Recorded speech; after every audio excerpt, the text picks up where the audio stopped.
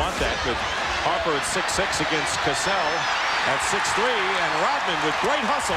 When the topic of who's one of the most eccentric and controversial characters in NBA history comes up, the name Dennis Keith Rodman, A.K.A. Dennis the Menace, the Demolition Man, the Worm, is a must mention. The NBA Hall of Famer Dennis went from being the 10th highest paid player in the 1996 to 1997 league, with a total of about $27 million from salary earnings in his career, to currently having a net worth of barely $500,000. In this video, we're going to be answering frequently asked questions, such as, what happened to Dennis? Where is Dennis? What has Dennis been up to?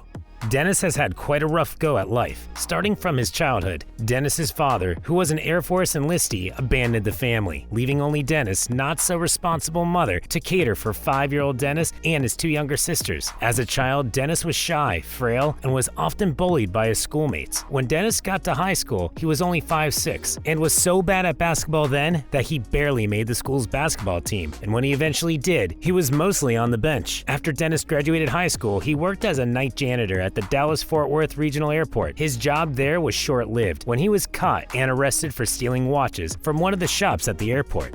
Basketball came as a savior for Dennis, and thanks to an incredible growth spurt, Dennis grew from 5'11" to 6'7". With his newfound height, Dennis decided to give basketball another chance. Dennis started playing off for Cook County College, now North Central Texas College, where he averaged 17.6 points and 13.3 rebounds per game before he flunked out as a result of poor academic performance. Dennis transferred to the Southeastern Oklahoma State University, where he dominated the team, averaging 25 points and 15 rebounds per game. He was also a 3-time NAIA All-American. Dennis attended an NBA pre-draft camp where he was named MVP. His performance at the pre-draft played a huge role in Dennis becoming the 3rd pick of the Detroit Pistons in the 2nd round of the 1986 NBA draft. Dennis played for the Pistons for 7 years and helped the team win 2 NBA championships. As a result of depression and not being able to cope with the aftermath of his failed marriage to Annie Bakes, Dennis tried to commit suicide. He had a gun in his hand at a Detroit strip club and was ready to pull the trigger, but thanks to the timely intervention of Craig Sager, who was there to stop and talk him out of taking his own life, this was not Dennis's first attempt at ending his own life.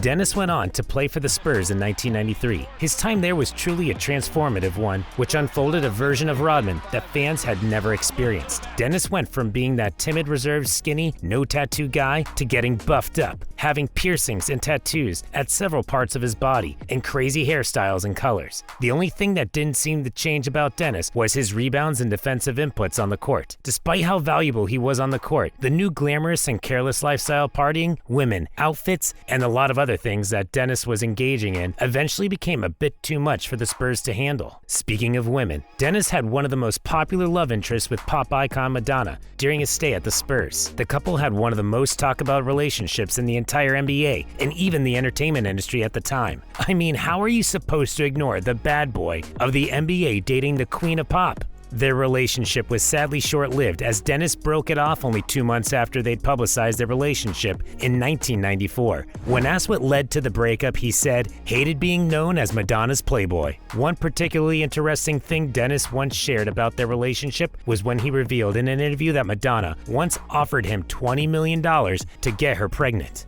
As I said earlier, Dennis' lifestyle choices didn't sit well with the Spurs, and it led to him being traded off to the Chicago Bulls in 1995. The Bulls didn't seem to mind much about Dennis's extravagant ways, as it didn't affect how he was able to deliver on the court. More like a don't mix business with pleasure type of unspoken understanding. Dennis joining the Chicago Bulls came as another positive turnaround for Dennis, playing alongside Michael Jordan, who's regarded as one of the greatest NBA players of all time. The Bulls ended up winning 3 NBA championships in Dennis's 3 years playing for them, and also led the league for the 7th consecutive year in rebounds. Dennis was famous for being fined on multiple occasions on different reasons, from leaving his team during practices for the finals, to go partying, headbutting referees, kicking a cameraman, running into opponents, and court officials while playing. The list goes on and on. Dennis published his autobiography in 1996, Bad As I Wanna Be, which made headlines when he showed up in a wedding dress in order to promote his book. Still on the topic of wedding dresses, Dennis pulled another relationship stunt when he married Carmen Electra on November 14, 1998 in Las Vegas, and filed for an annulment just 9 days after the wedding. Although the couple settled and got back together a month after, they later called it quits by April the following year. Safe to say, being faithful isn't one of Dennis's strong suits. In an interview, Dennis revealed that he has slept with over 2,000 women, out of which 500 were prostitutes. Dennis is openly bisexual, which should come as no surprise, seeing how he was infamous for cross-dressing on several occasions, partying in gay clubs, and even publicly admitting he has no problem getting intimate with men or women.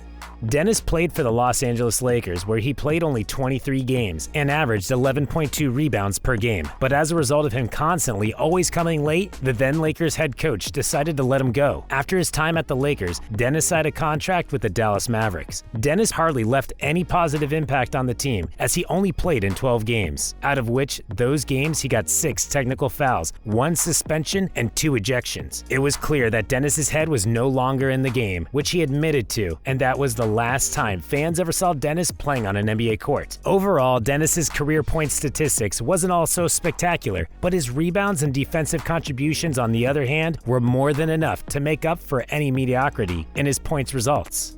After leaving the NBA scene, Dennis's eccentric lifestyle seems to have taken a bit of a dive, but he still managed to make headlines for a lot of stuff, such as Dennis posing naked for PETA's Rather Go Naked Than Wear Fur campaign. He also published his second book, I Should Be Dead By Now, and became the commissioner for the Lingerie Football League.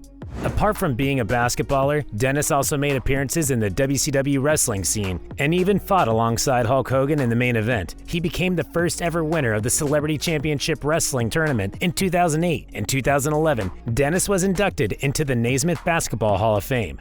Dennis had eyebrows frowning with the unlikely friendship he had with North Korea's president, Kim Jong-un. It's no secret that America and North Korea aren't exactly besties, and when confronted about his relationship with Kim, Dennis said his goal is to repair the rift between the two countries, and even claimed Kim is not like people portrayed him to be. There was one time Dennis intervened in the case of an American prisoner in North Korea who'd been given a 15-year sentence. Dennis tweeted asking Kim to release the prisoner, which Kim actually did the following year.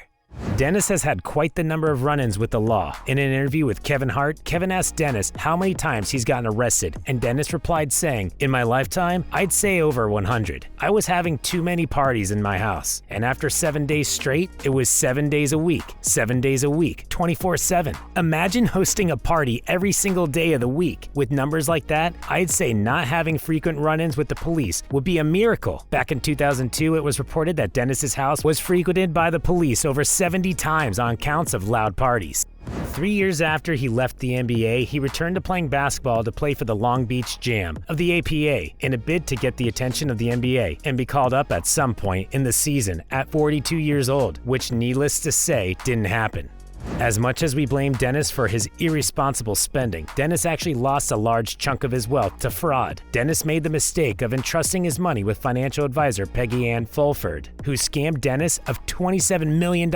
She was later arrested in New Orleans on fraud charges. During the court proceedings against Peggy, she pleaded guilty, and the judge ordered Rodman to be paid back $1,243,579, which was nothing compared to the amount he was scammed of.